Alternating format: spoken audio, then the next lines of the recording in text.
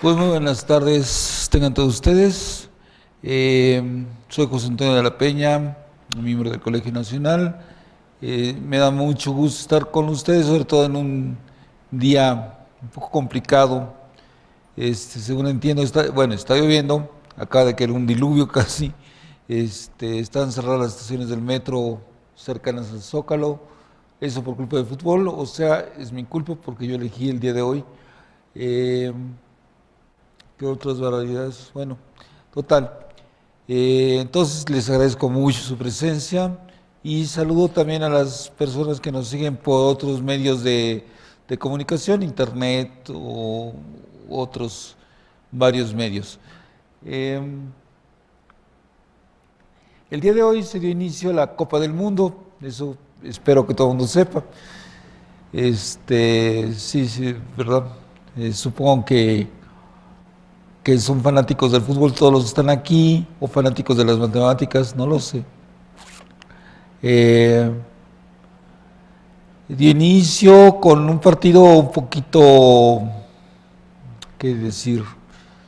No estuvo tan mal, pero 5-0 por Rusia, tal vez un poco abultado el marcador, más de lo debido, pero qué bueno que ganó Rusia, que es el anfitrión, entonces bueno, que clasifique un poco más lejos.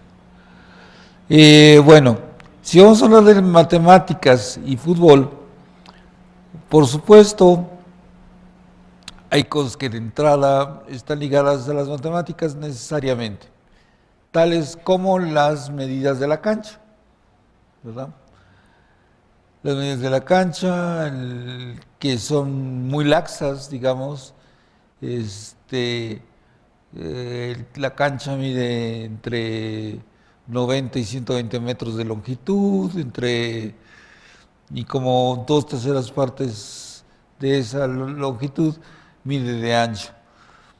Las porterías sí tienen medidas fijas, las sedes tienen medidas fijas, todas las otras medidas, aparte de la longitud y el ancho de la cancha, están muy bien definidas.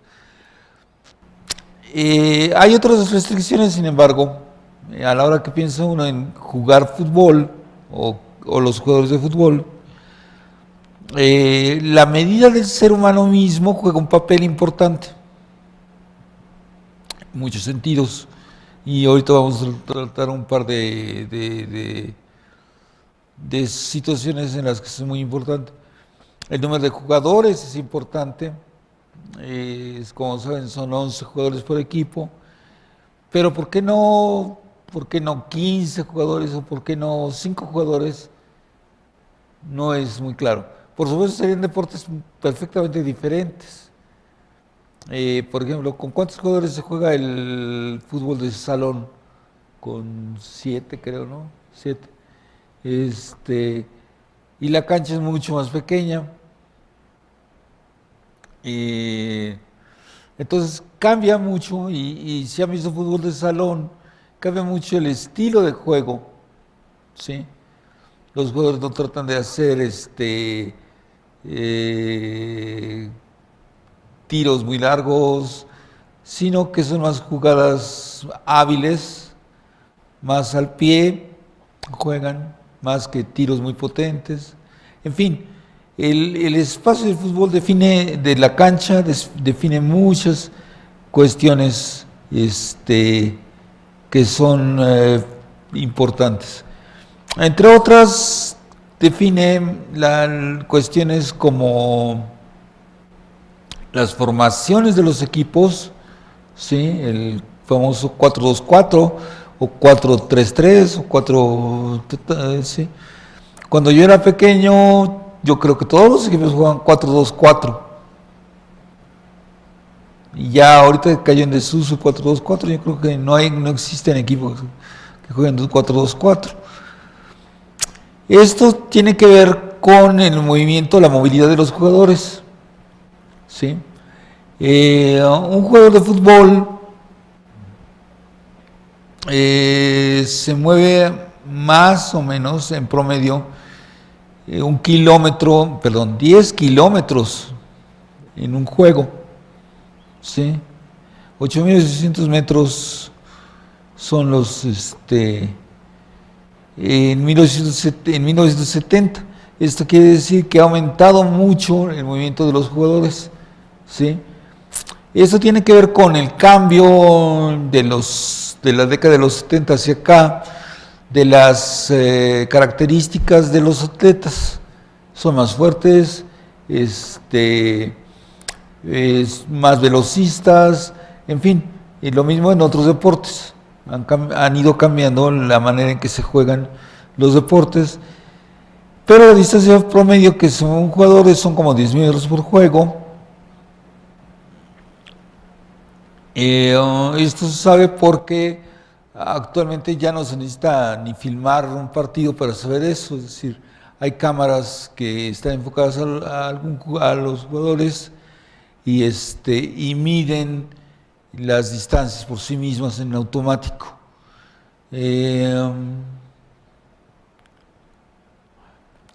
Otra cuestión que es desgastante en el fútbol también es el que no es un deporte donde, a ver, por ejemplo, una persona aguanta mucho más corriendo, ¿sí?, que jugando fútbol, porque la cuestión esta de frenar y volver a picar y volver, eso cansa y desgasta al jugador.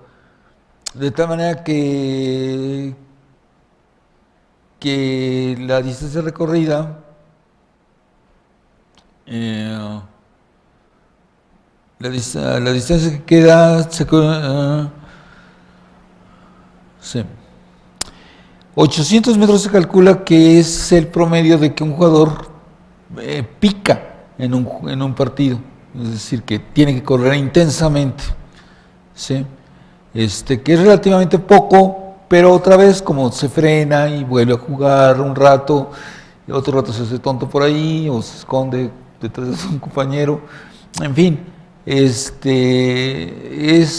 un juego cansado, digamos, pero en promedio, y eso me interesa, 10.000 metros por juego es lo que se mueve.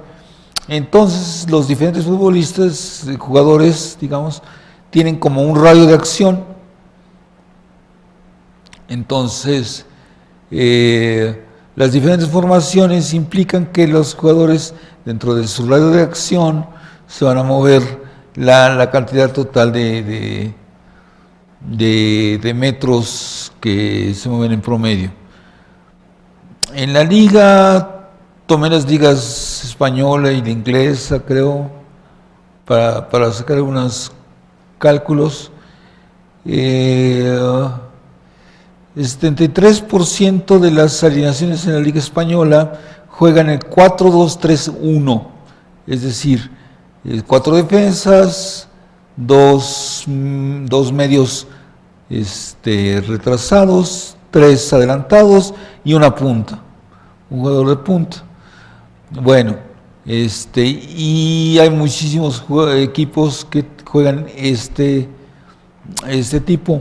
De hecho, en Alemania, casi el 60% de los equipos juega esta variante. El 4-3-3, que es un poquito más conservador que el 4-2-3-1,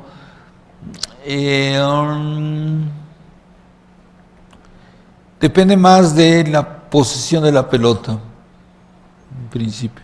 Bueno, como nadie aquí es entrenador de fútbol, creo, no voy a entrar mucho en detalle de ese tipo, pero bueno, se sabe exactamente cuántos equipos juegan las diferentes variantes.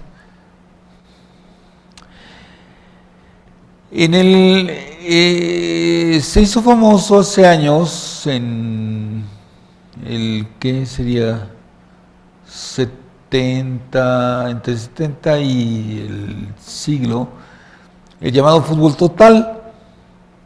El fútbol total, que practicaba principalmente Holanda, la selección de Holanda, tenía la virtud de que no había posiciones perfectamente fijas. Es decir, dentro de un esquema 4-2-4, digamos, a grosso modo, los jugadores pueden tener muchísima movilidad. Si un jugador iba a atacar de repente. Entonces los delanteros pasaban a hacer defensas o hacia atrás para proteger las áreas que dejó libre el otro jugador, lo cual significaba pues un mayor desgaste, la condición física tenía que ser buena.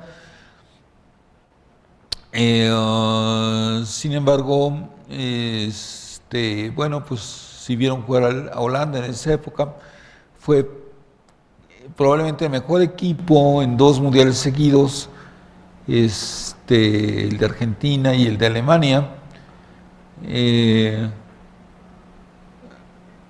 Y sin embargo no ganaron nunca el campeonato mundial. Bueno, en esos 2 campeonatos fueron subcampeones, cosa que no estaba mal, pero con el nivel que tenían de competitividad, que era pues mucho mayor que el de la mayor parte de los equipos, fue pobre realmente.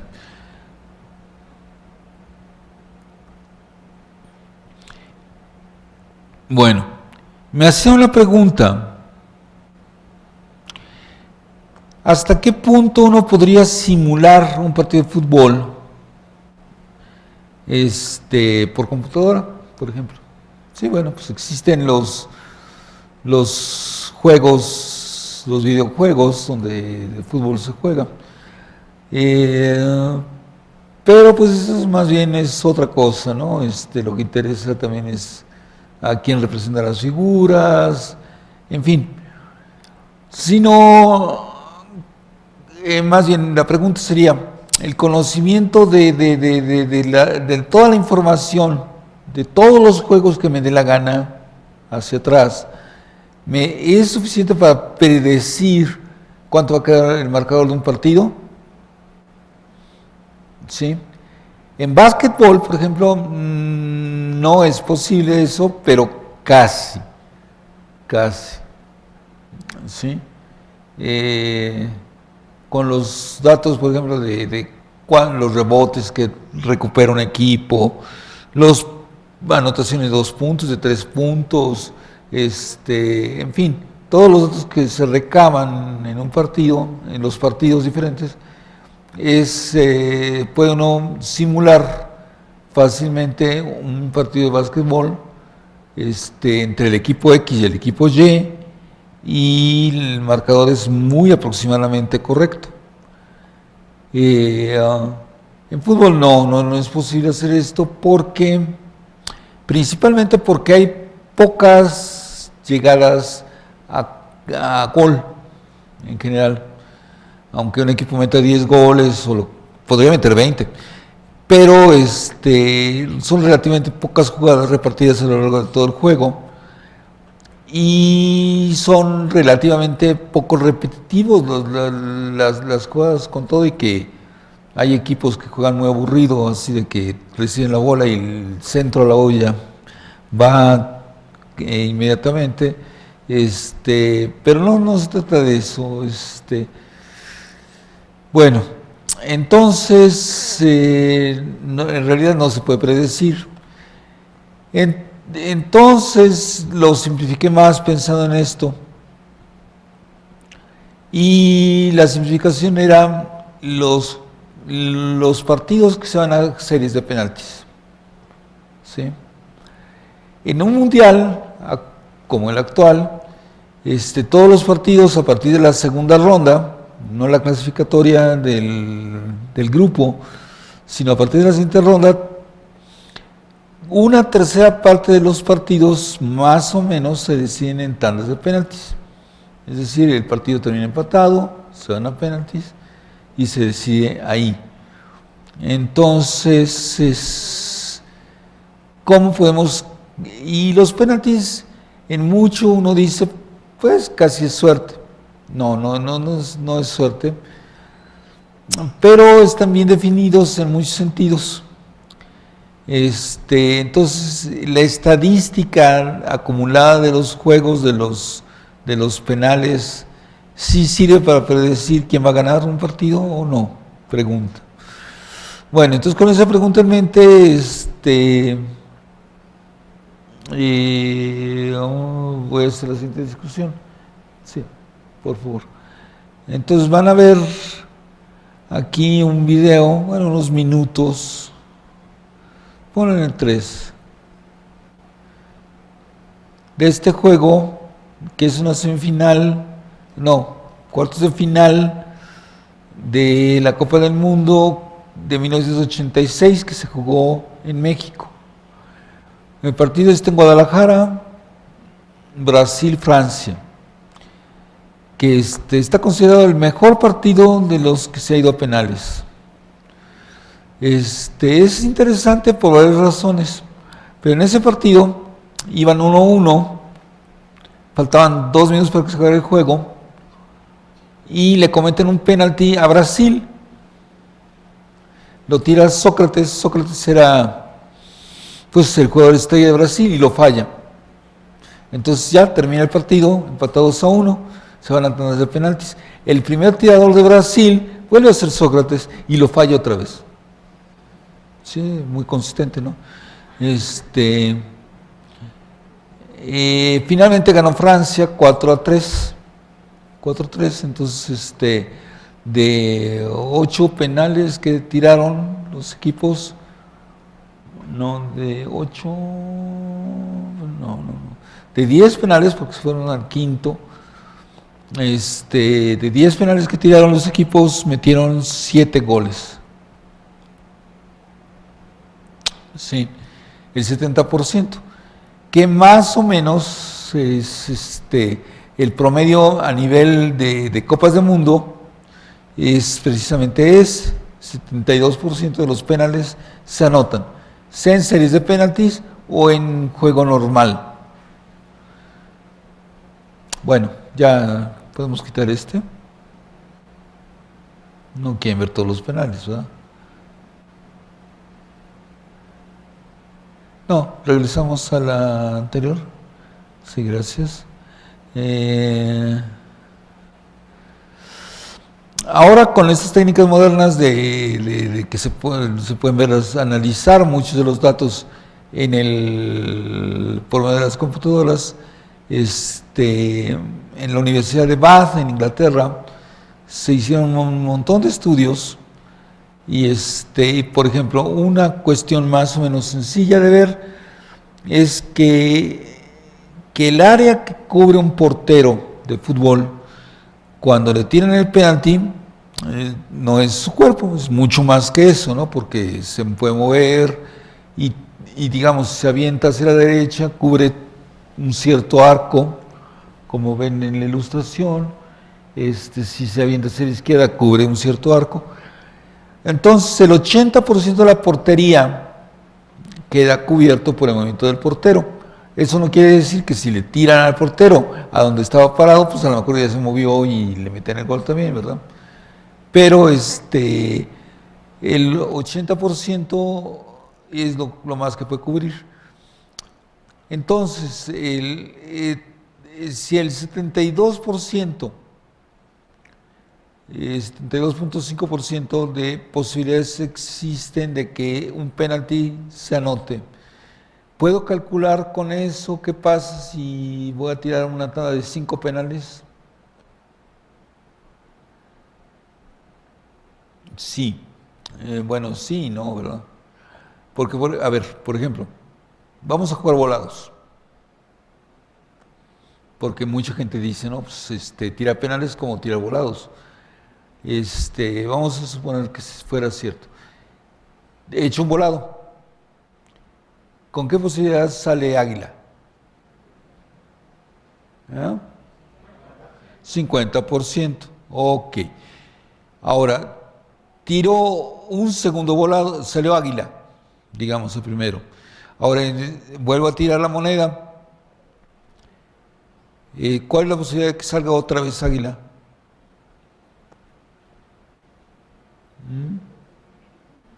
¿Cuál? 50%, correcto. No se equivocaron.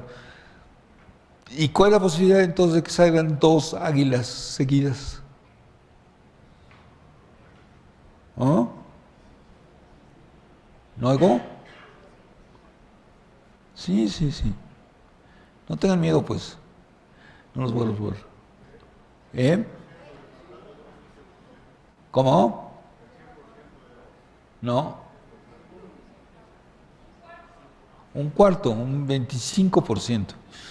25% porque en realidad las probabilidades son multiplicativas en ese sentido. Es decir, hay 25, el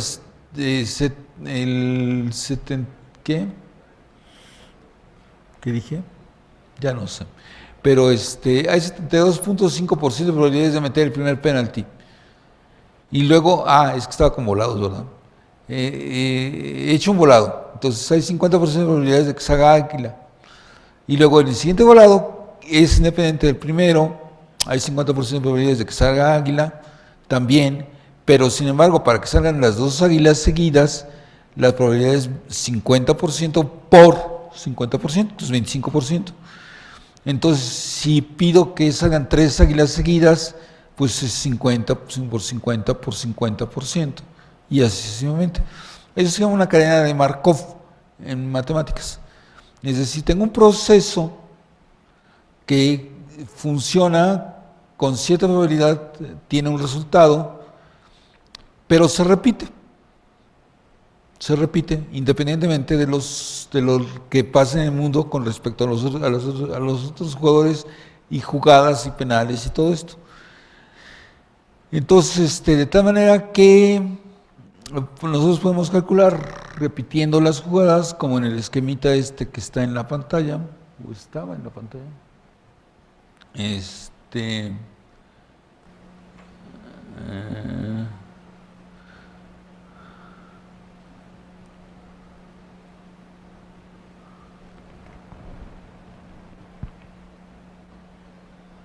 Sí, ahí está.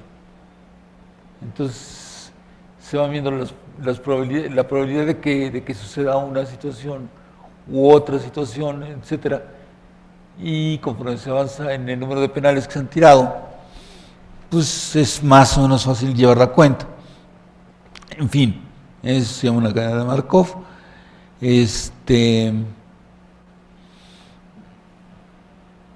Y lo que podemos calcular es probabilidades nada más. Si no tenemos la seguridad de que vaya a pasar una cosa u otra. Sin embargo, se apegan bastante bien las cosas a la realidad a esto. Por cierto, un dato curioso que leí yo. Van a tirar un penal. ¿Qué es más probable? ¿Que lo tiren la gente a la derecha o a la izquierda?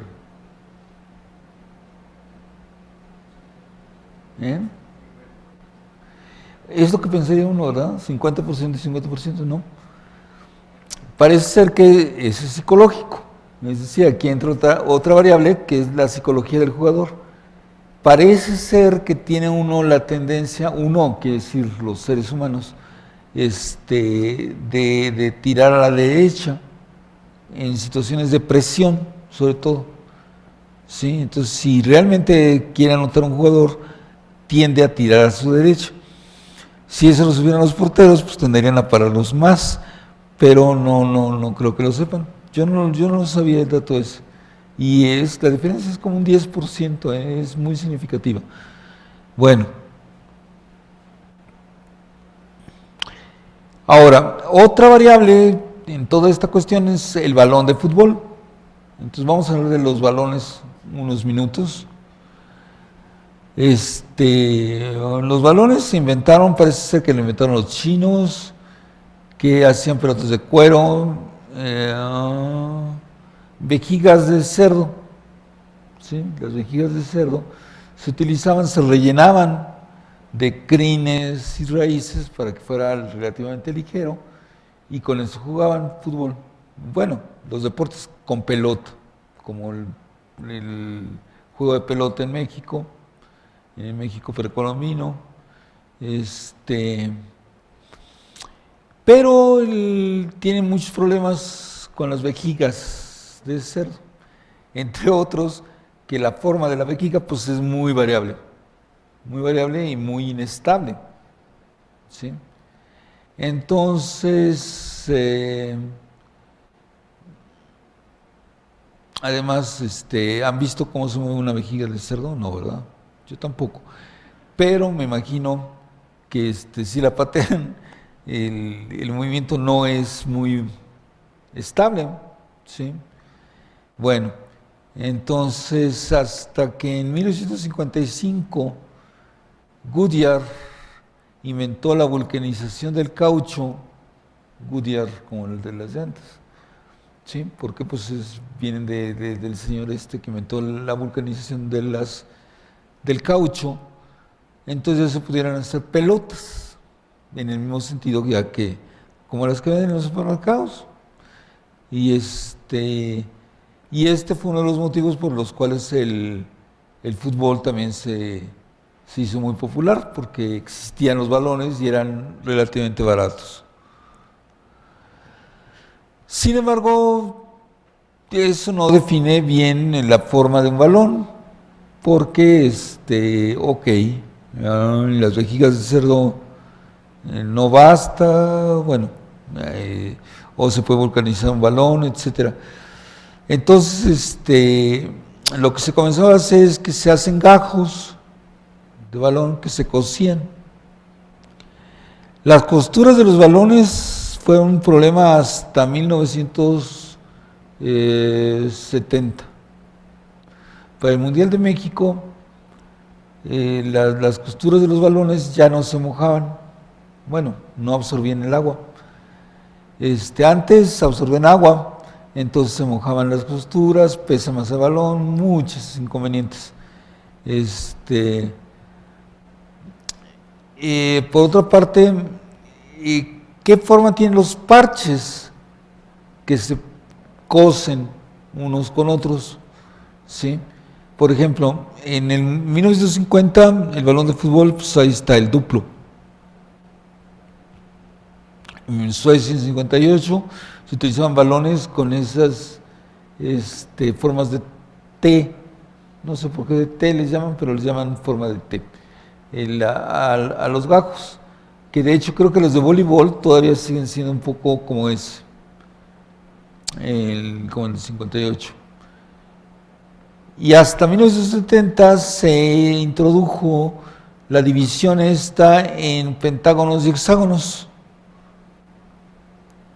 como una idea que dice Adidas, que no es comercial, pero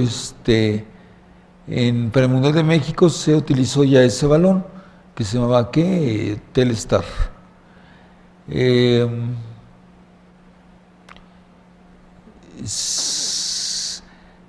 Pero la importancia de esa estructura de balón va mucho más allá de eso. ¿De dónde vienen que fueran pentágonos y hexágonos? En realidad viene de que, bueno, vamos a ver un asunto. En realidad,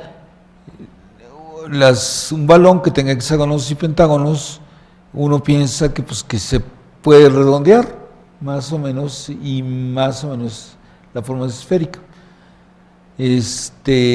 Más o menos, pero ¿qué quiere decir más o menos?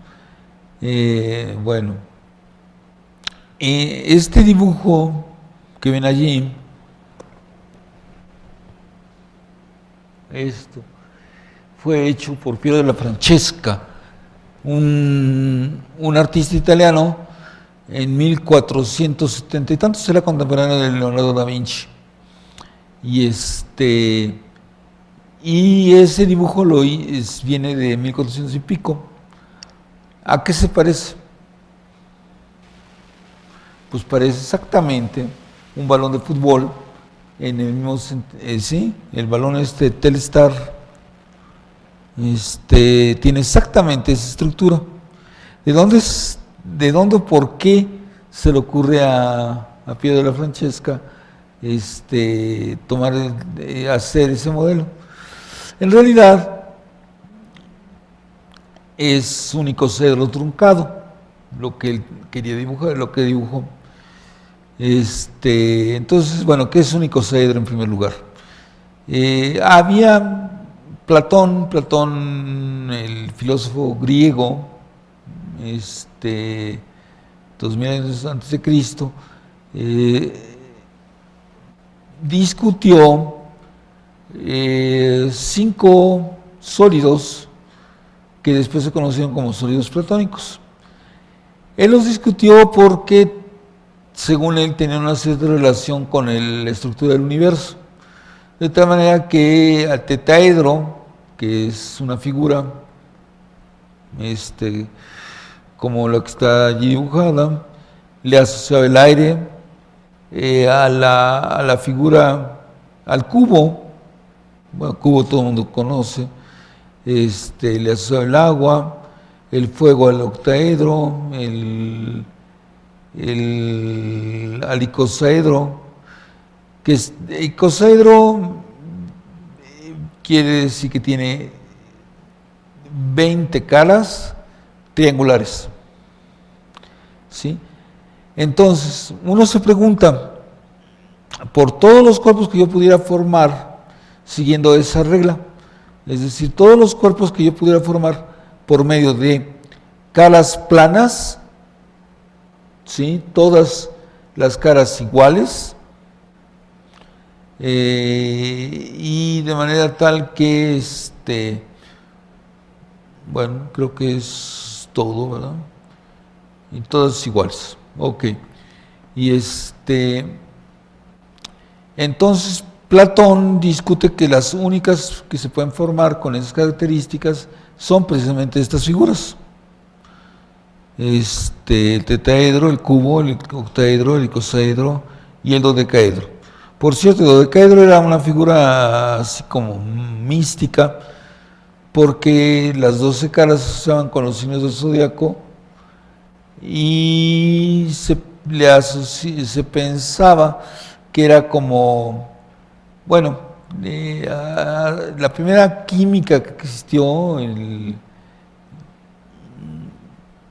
los átomos que formaban el universo, eran el aire, el agua, el fuego, la tierra, y el quinto elemento que se llamaba el éter. Bueno, eso era más bien fantasioso, más bien místico, y no tiene demasiada importancia hoy día.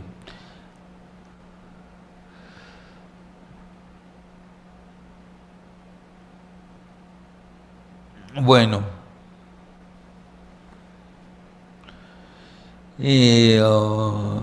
los balones de fútbol no solo tenían que estandarizarse para poder jugar fútbol en serio, ¿no?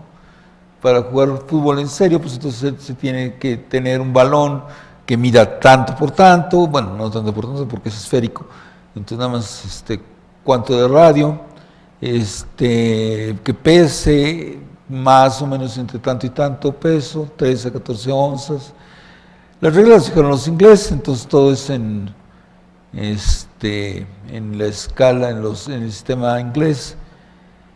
En 1972, que fue que se fijaron estas reglas, pues ya la vulcanización y todo esto ya estaba suficientemente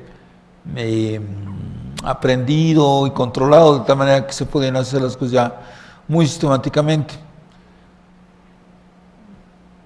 Ya hasta 1970 se corrigen los problemas con la humedad en las costuras y se introduce el balón formado por pentágonos y hexágonos. Que decía yo, en realidad es un icosaedro truncado. Un icosaedro, ya sabemos entonces qué es, esta figura con 20 lados. Si rebanamos en la parte a ver, el icosaedro es esto, es la figura de acá, de abajo.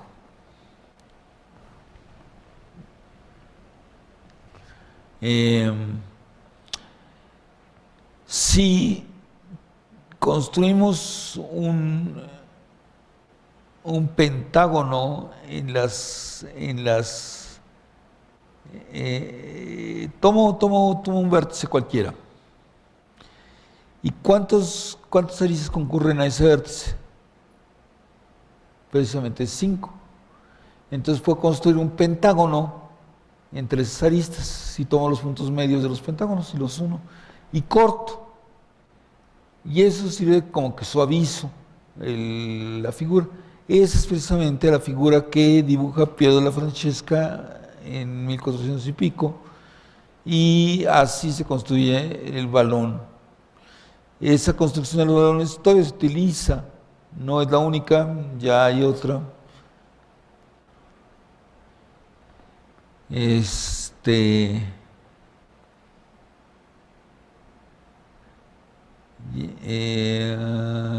balón tango se utilizó en España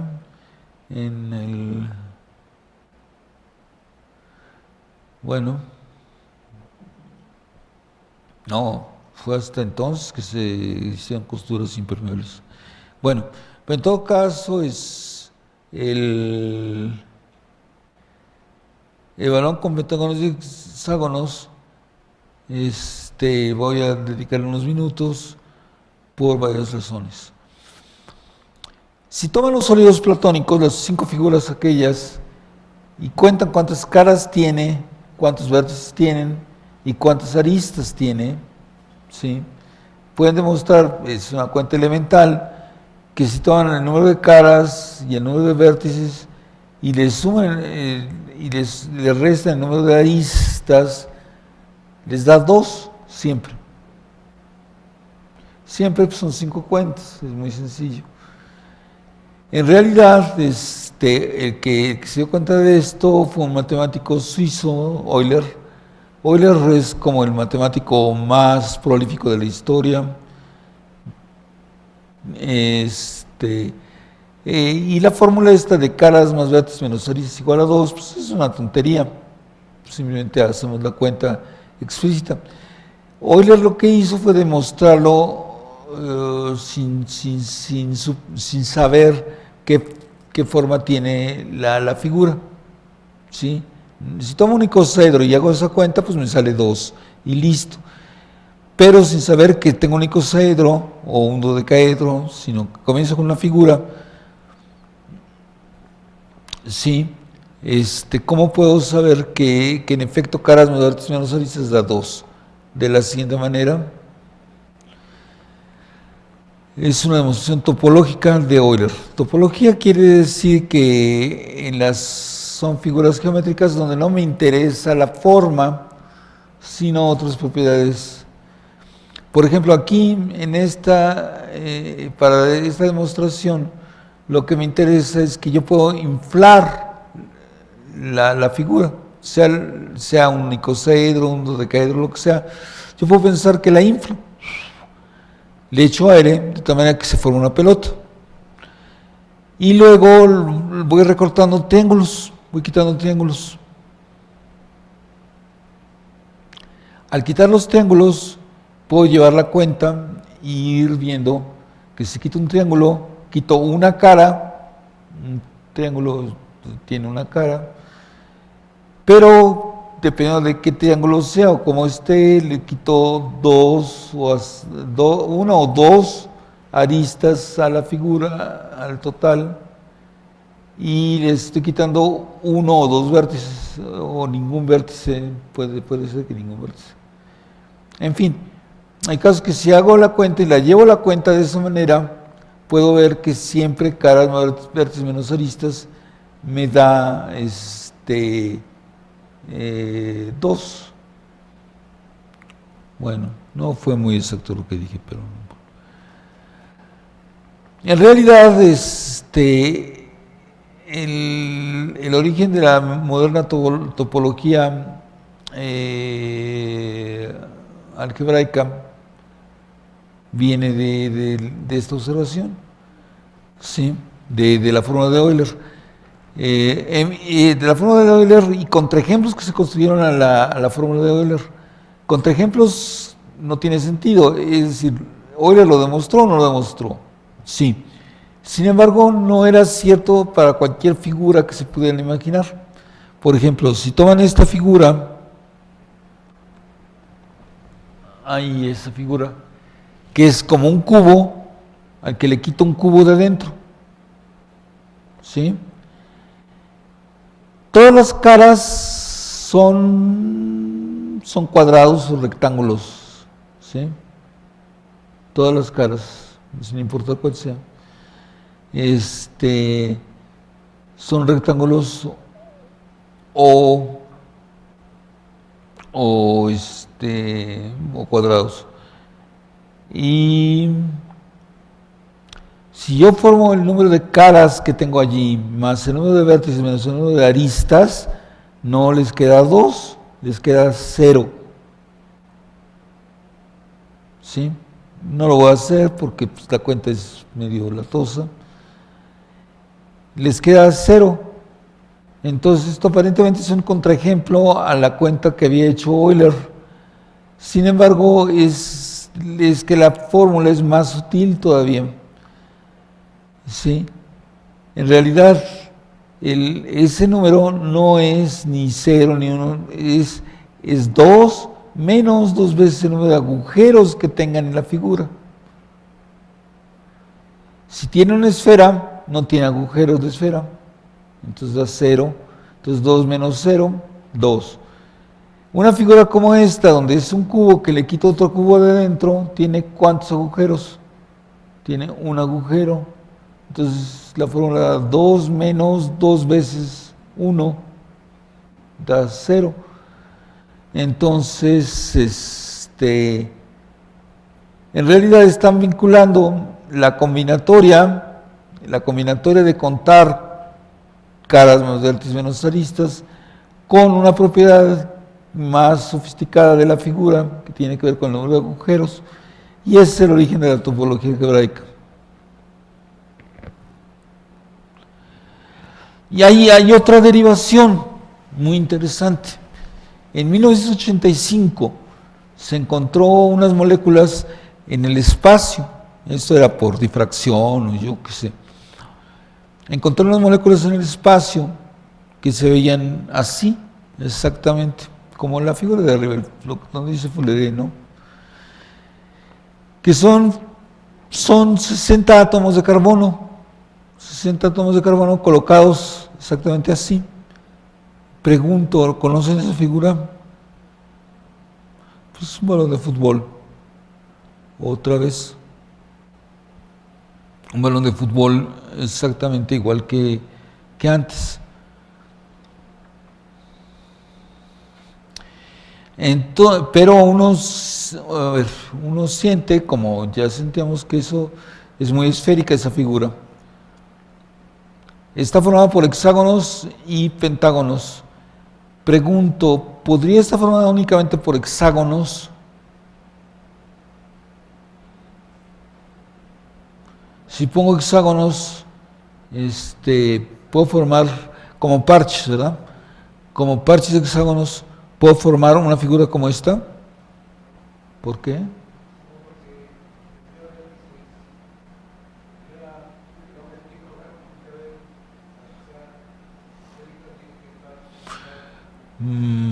Bueno, pero vértices tiene, aunque sean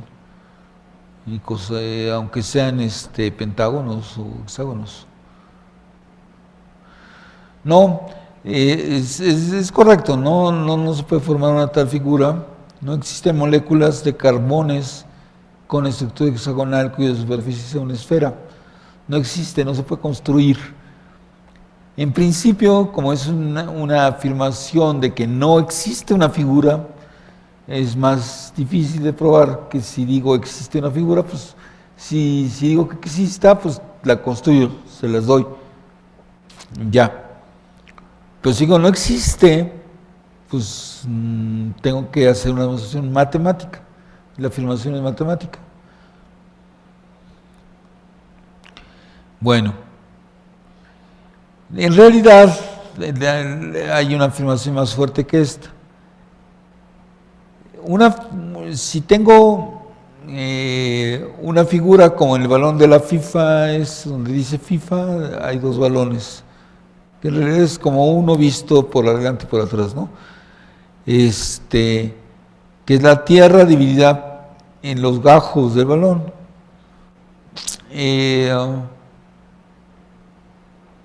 Si observan, pues hay algunas de las figuras son hexágonos y otros pentágonos. ¿Cuántos pentágonos hay?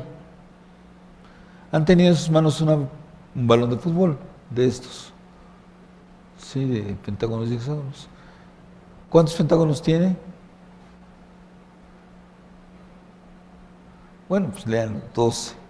12, siempre 12. Ajá.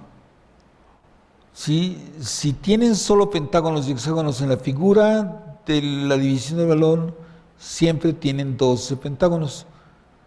¿Sí? Vamos a mostrarlo formalmente, que son 3 renglones. Pero más allá de mostrarlo, primero denme un ejemplo. ¿Cuál sería la figura más sencilla que pudieran imaginarse que tenga pentágonos y hexágonos? El dodecaedro. El dodecaedro tiene las caras, son pentágonos todas. ¿Sí? ¿Y cuántos tiene? 12 pentágonos, exactamente. Entonces, no tiene hexágonos. ¿Sí? Entonces, el caso límite de esta situación. Entonces, hexágonos en realidad puede haber muchos, puede haber pocos, pero pentágonos siempre hay 12. Y la demostración ahí dice.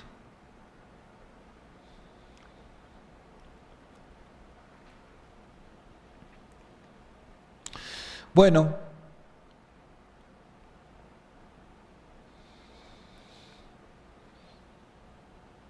antes de irme a los balones,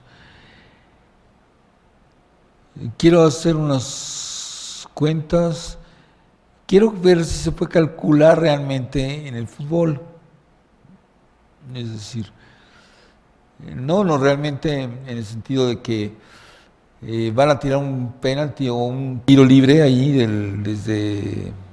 desde cerca del área grande, y el portero pide un minuto para sacar su cuaderno y su pluma, se ponen a hacer cálculos para formar su barrera. Entonces forman la barrera y le toman de meter en el gol seguramente, sobre todo si mientras está haciendo los cálculos. No, pero ya en serio, sí es fácil medir en general las distancias en el fútbol. Por ejemplo, si van a tirar un tiro libre desde algún lugar del área grande, ¿sí? ¿Cuánto es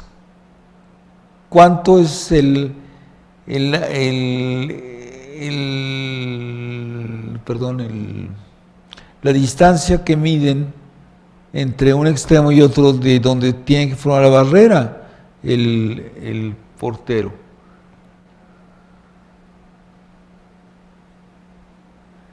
¿Sí? Digamos, aquí tiene que formar la barrera, si van a tirar desde aquí. Entonces, sí es importante saber cuál es esta distancia. Y esa distancia es la fórmula de esta longitud de la barrera. Esta es la fórmula que corresponde si las coordenadas X y Y corresponden al punto en el área grande desde donde van a hacerse el tiro. Entonces, entonces pobre portero tiene que hacer muchas cuentas.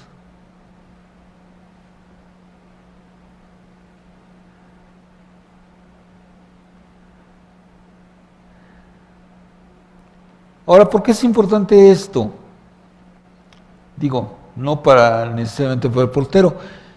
Créanme que tiene mucho más información esto que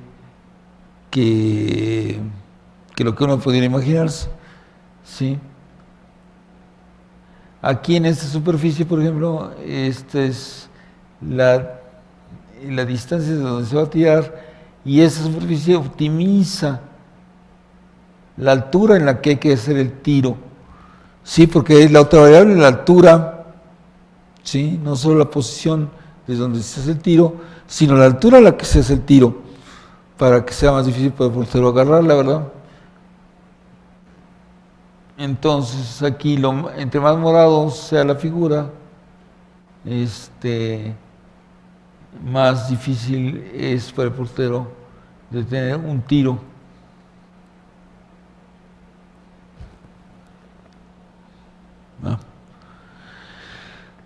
Bueno, pero hay otro problema más, no sé, digamos, aquí tienen esta figura, la portería está entre 5 menos 5 metros, 10 metros, 10, bueno, no, 10 yardas, y los tiros que van a ir hacia la portería, pues uno piensa que son los que tiran, los que se forman según un triángulo muy sencillo, así, es decir, formo esos triángulos y calculo. Pero en realidad no es cierto. En realidad hay que hacer muchísimas cuentas. Porque, por ejemplo,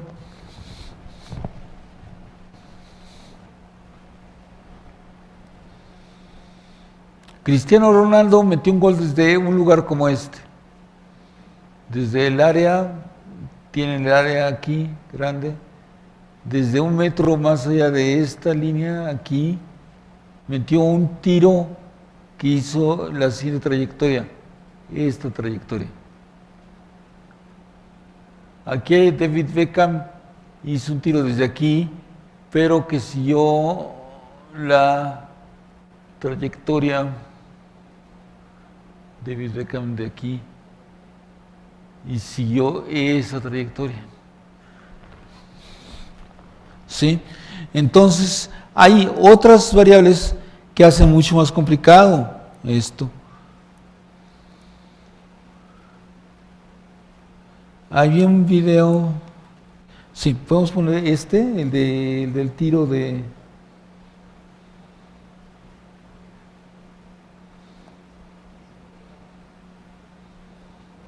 Lo dejamos todo desde allí, desde antes.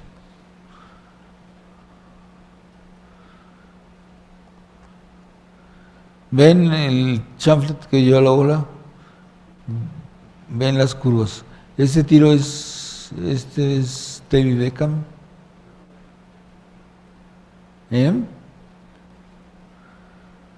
Este es el más famoso de todos. Vean. La bola parece que va a salir como por 3 metros hacia el poste y da la vuelta, se regresa, como que se arrepintió la bola y se mete. Es mucho más espectacular que este. Este le calculó mal el portero, no es tan excelente. El tiro. Volvemos a ver el de Roberto Carlos, por favor.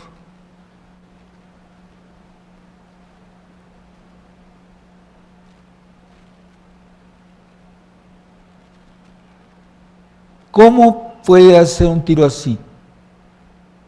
¿Cómo se imaginan? Doblarla, dicen los brasileños.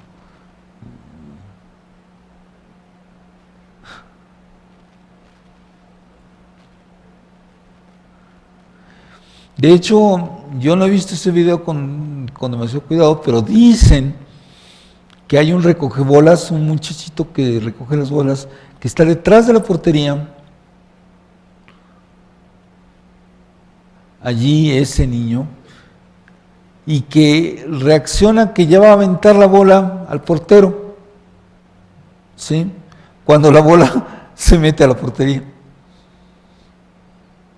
Bueno, ahí no se nota que vaya a hacer eso, a lo mejor es otro niño. Ya, gracias. En fin, quisiéramos entender por qué puede hacer la bola un giro como ese. Eso se debe a un efecto que se llama efecto Magnus. Magnus es el nombre de un físico alemán.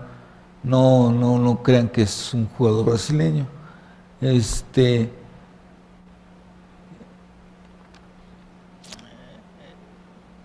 Esta es una fuerza que se imprime a la pelota, al balón, según esta fórmula, 1,5 por F minúscula, donde F minúscula es la frecuencia de giro del balón. Es decir, el balón tiene que ir girando. Si no va girando el balón, no hay tal fuerza. El balón tiene que ir girando por la velocidad con la que lleva la pelota, por el diámetro del balón al cubo. ¿Sí? Entonces multiplican esas 4 cantidades fácil, obtienen una fuerza, pero la fuerza esa tiene una dirección. ¿Cuál es la dirección de esa fuerza? Entonces, bueno, esa es la gracia.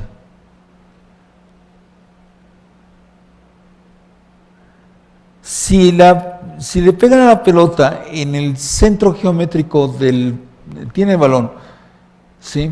Y le pegan en el centro, ¿para dónde se va la bola? ¿Puede hacer un giro como este? No, la bola pues se va para donde le pegaron, ¿sí? Para hacer un movimiento como los que hace un tiro libre de Roberto Carlos, necesitan golpear la bola, hacerla girar en primer lugar, con lo cual tiene que golpearse la bola más bien abajo, ¿sí? Y imprimir el giro, sea para la izquierda, sea para la derecha, ¿sí?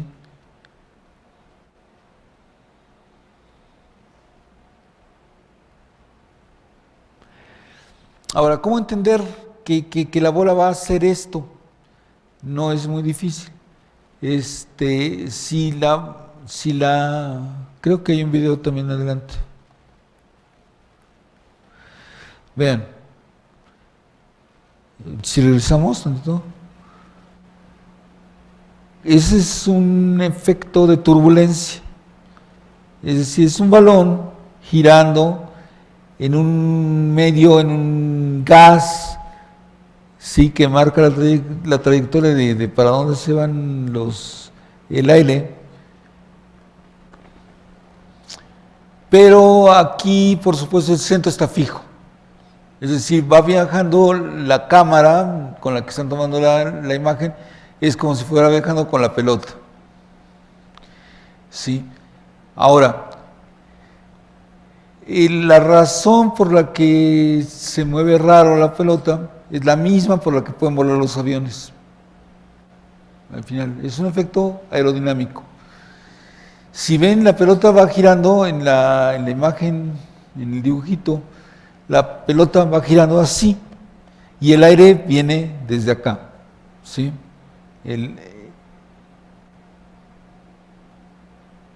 Entonces hay la siguiente situación. El aire que pasa por debajo de la pelota recibe un impulso de la pelota que se va moviendo, va girando, entonces se empuja el aire más fuerte que el de arriba, porque el de arriba recibe un impulso para el otro lado, de tal manera que el aire que va abajo va más rápido que el aire que va arriba. Entonces, ¿qué pasa con la pelota? Se cae. Sí, porque la fuerza desde el soporte de la pelota es más fuerte abajo que arriba. Sí. Entonces, la fuerza tiende a tirar la pelota. Ahora, imagínense que en vez de hacer arriba y abajo, lo hago izquierda y derecha. Sí, el tiro libre de Roberto Carlos.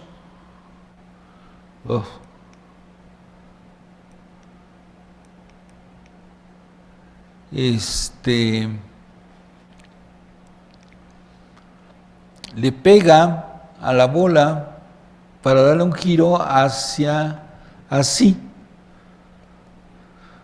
de tal manera que si el giro va así, la fuerza la mete la bola hacia la izquierda en el dibujo.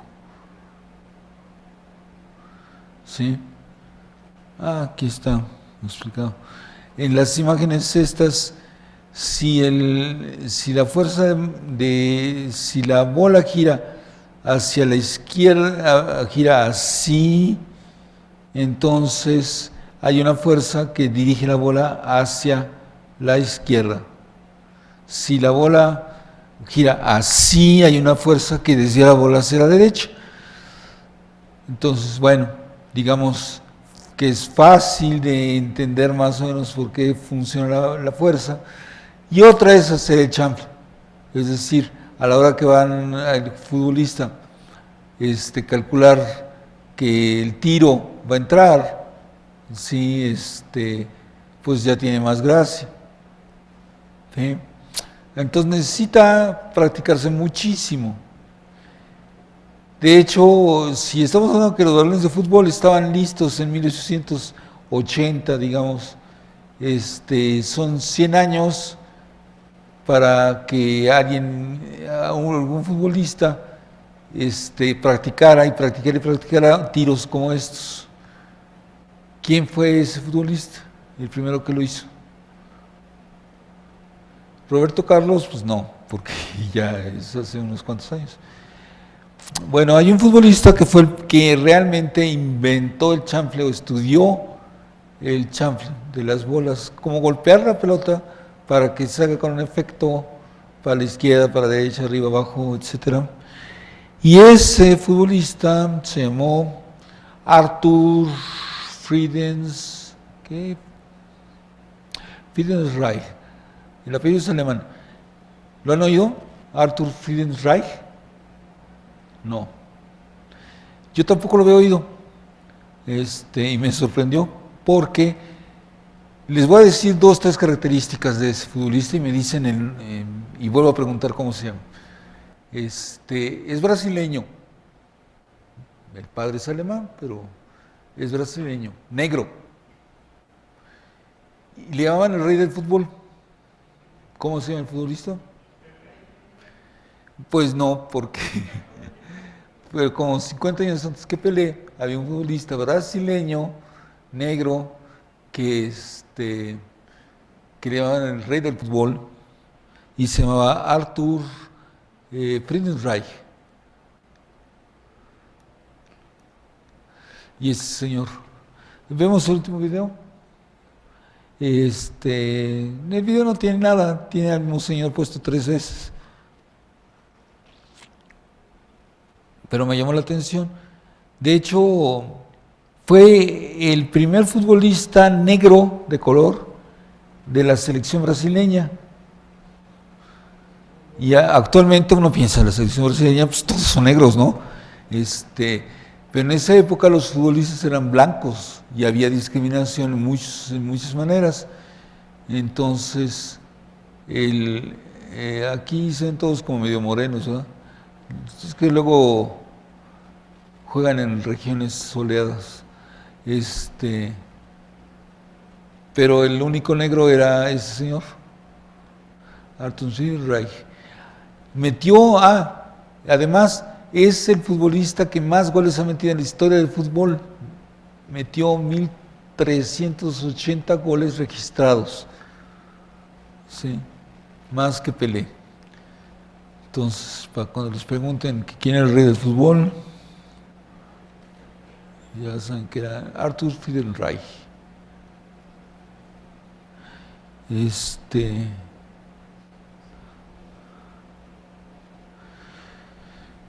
Y bueno, pues con eso termino. Gracias.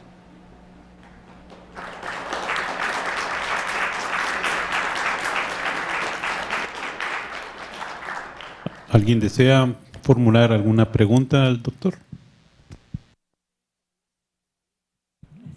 Buenas noches, muchísimas gracias por su exposición.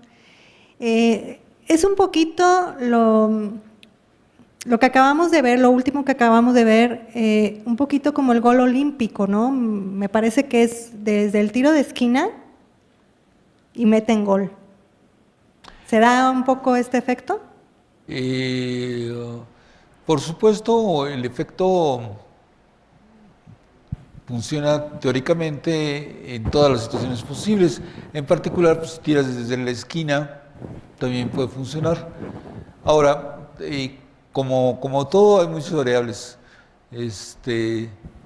Eh, pero precisamente veíamos un video de goles olímpicos y ciertamente hay algún efecto, pero a veces también colabora el aire, colabora el viento, pues, o colabora el portero, u otros factores, sí. Pero sí, el efecto puede jugar un papel. Sí, de hecho, hay otro efecto que es el arrastre de la pelota. Una pelota no es perfecta, o aunque sea perfecta, pues tiene un arrastre por el aire. Entonces, ese efecto de arrastre y el efecto Magnus que platicábamos, combinados pueden hacer varias cosas, pueden hacer cosas más o menos, no impredecibles, pues, más bien predecibles, pero eso si supiera uno exactamente qué es lo que está haciendo el futbolista, el jugador, todo. En fin, se complica. Por acá. ¿Qué tal, doctor? Buenas noches. ¿Qué tanto podría ayudar que la academia y en especial las matemáticas, por ejemplo, se acercaran precisamente a los equipos de fútbol en México?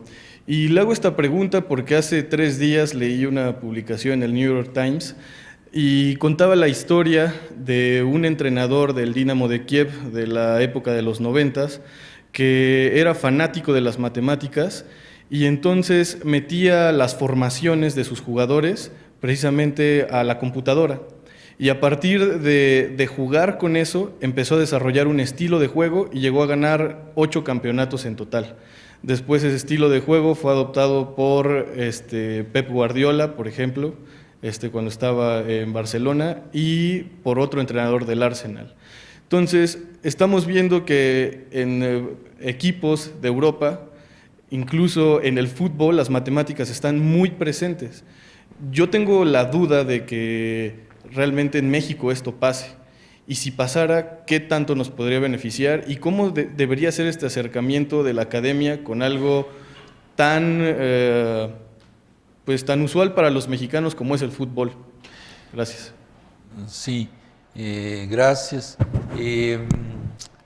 Pues difícil contestar porque probablemente el entrenador que todos hemos visto tomar nota con la pluma azul y la pluma roja, ¿no? Es Osorio, precisamente el entrenador actual, y no parece que sus métodos funcionan mucho.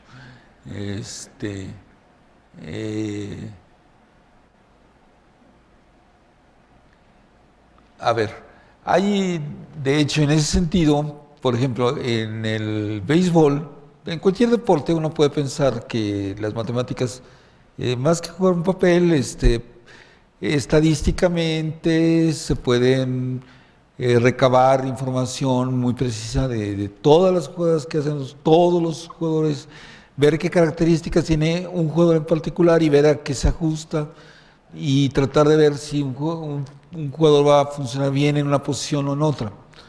En béisbol, pues la misma cosa, también existe numerología de ese tipo. Y había una película con Brad Pitt, si no me equivoco,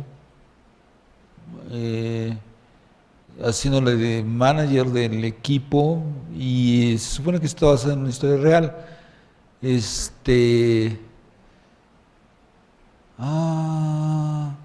Si no me equivoco, es el equipo que desde 1890 no ganaba ningún campeonato y de repente ganó uno. Bueno, no importa, no son fanáticos del béisbol aquí, según parece. No recuerdo qué equipo era. En todo caso, el equipo se atribuyó a los cálculos que hizo este entrenador porque hacía cálculos por computadora, no tiene mucho tiempo, entonces ya había computadoras, ya había maneras. Es difícil decir porque, por ejemplo, un entrenador como ese, igual que ganó el campeonato, al año siguiente o a los 2 años se fue hasta abajo. Entonces depende de demasiados factores humanos, demasiados factores no registrables con precisión, y es difícil decir. Pero yo creo, como otras muchas cosas, que como guía sí sería muy útil. Es decir, si Pep Guardiola logró los campeonatos completos siguiendo sus métodos, no sé, pero como inspiración de que tal cosa puede funcionar, tal cosa no puede funcionar, probablemente sí es interesante. Acercarse a los equipos de fútbol, pues no sé. Sí. Buenas tardes.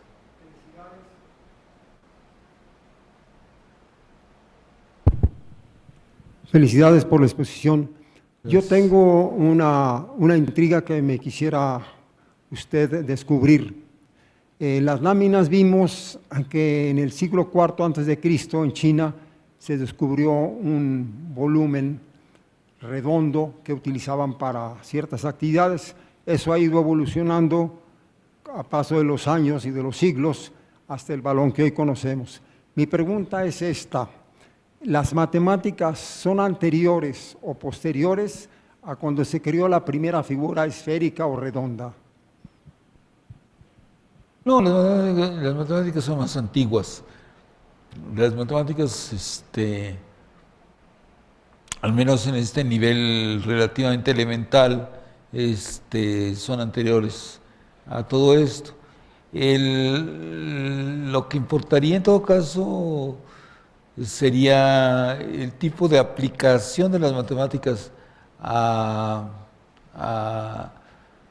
juego. Eso es menos obvio, ¿sí? Ahora, por ejemplo, que se le ocurra a la gente que tiene que jugar con un balón esférico, tal vez no tenga mayor gracia. Pero construir el balón esférico, eso tiene que ver con la historia de los balones que pintaba yo allí, ¿sí? De que no es tan fácil construir las pelotas. Entonces, sí,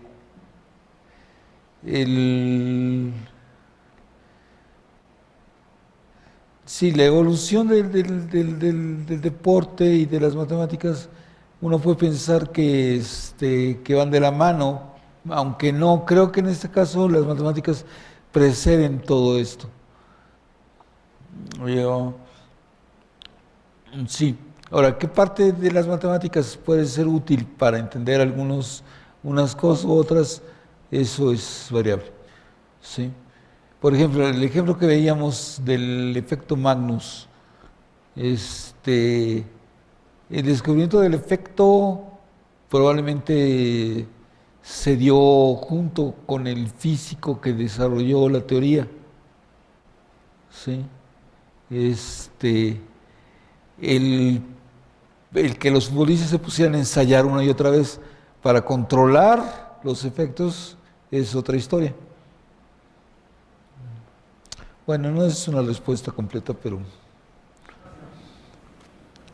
Buenas tardes, felicidades, maestro. Gracias. Se dice que la pelota maya fue la primer pelota perfecta construida por su material, porque tenía, digamos, el rebote también perfecto para reconstruirse en total esfera. Esa es la primera pregunta. Luego, la segunda pregunta es sobre unos tiros que combinan el arrastre y el efecto Magnus, que como tira Pirlo, o como se ha visto algunos tiros de Pirlo que no nada más van en una dirección, sino en varias direcciones. ¿Es eso de combinar el efecto de arrastre y el efecto Magnus? No. Y la otra es del actual entrenador de de México que con varios cambios fue la primera vez que creo que se califica perfecto. El sistema que él registra tiene que ver con la reducción de la incertidumbre y qué tanto hay posibilidades para, con este sistema en el que deja la incertidumbre a lo mínimo, pudiera avanzar. Ok, gracias. A ver, en orden, gracias. La primera pregunta, lo que pasa con la pelota del juego de pelota maya es que era caucho macizo, Entonces, una pelota de caucho macizo, mal que bien, sí puede ser más o menos perfecto.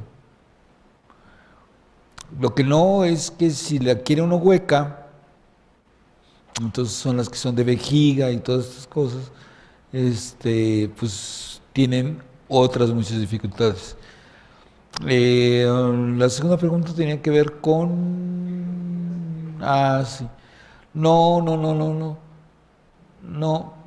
yo creo que eso no lo sé, pero yo me imagino que no debe ser muy difícil demostrar que si la pelota hace un efecto, no regresa nunca. Sigue la trayectoria que lleva. Eso debe ser más fácil de demostrar. Por ejemplo, en el tiro de Roberto Carlos, esa curva que se ve, lo que sí se ha calculado, que es simpático, es qué pasaría si la trayectoria, si la bola sigue, ¿sí? Lo que sería es una espiral, la bola comienza a ir, ¿sí? Y pues como llega a las redes, todo esto, eso se mata, no se nota. Entonces, si yo creo que si se da un efecto es uno solo, no puede. Ahora, el efecto de arrastre combinado con el Magnus, lo que pasa, el de arrastre nada más es la fricción del aire, ¿sí? Entonces hay una fórmula parecida a la de Magnus, que determina la fricción del aire, cuánto frena la bola, ¿sí? Entonces, no tiene mayor secreto. Algo iba a decir al respecto. Bueno, y la tercera pregunta era... de que a ti sí te gusta cómo juega el equipo nacional actualmente. No. Sí, yo creo que a nadie. Bueno, no sé si Osorio. Eso no lo sé. Pero sí, como que no juegan a nada, ¿no? No veo por qué disminuye la incertidumbre. Al contrario, yo siento que aumenta la incertidumbre. No hay un equipo, sino son muchos equipos. Sí, si juegan, el jugador tiene un equipo han jugado 40 y tantos jugadores en la selección nacional en el periodo que clasificaran perfecto en la ronda de eliminatorias en la CONCACAF. Yo no sé si quiere decir que México es muy bueno o los otros equipos son muy malos. Bueno, es más complicado.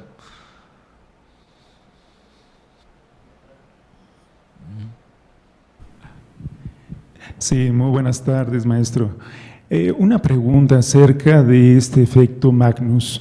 De acuerdo precisamente a las diapositivas, ¿qué trayecto es el que imprime precisamente este efecto Magnus? Si es una parábola, parece ser que por ahí lo vi, o puede ser como una especie de circunferencia.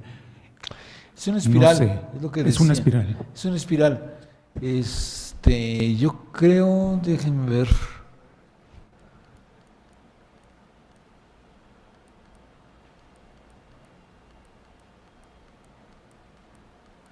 Es una espiral que va decreciendo el radio de...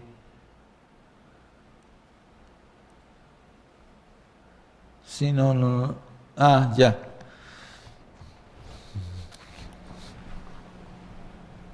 Aquí se ve. Este es el tiro. Si siguiera una línea recta, el tiro de Roberto Carlos sería este. Se iría como por 5 metros de la portería. En realidad, este tiro se fue así, curvado aquí.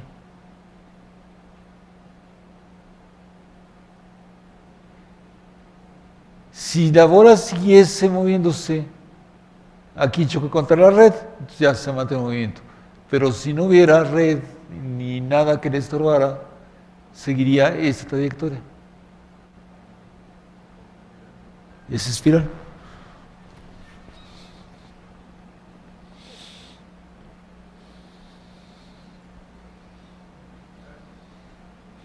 Sí, una espiral que va decreciendo el radio. Se va cerrando, eso por la fricción también.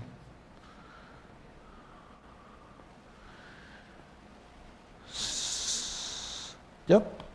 Bueno, pues muchas gracias. Hasta la próxima.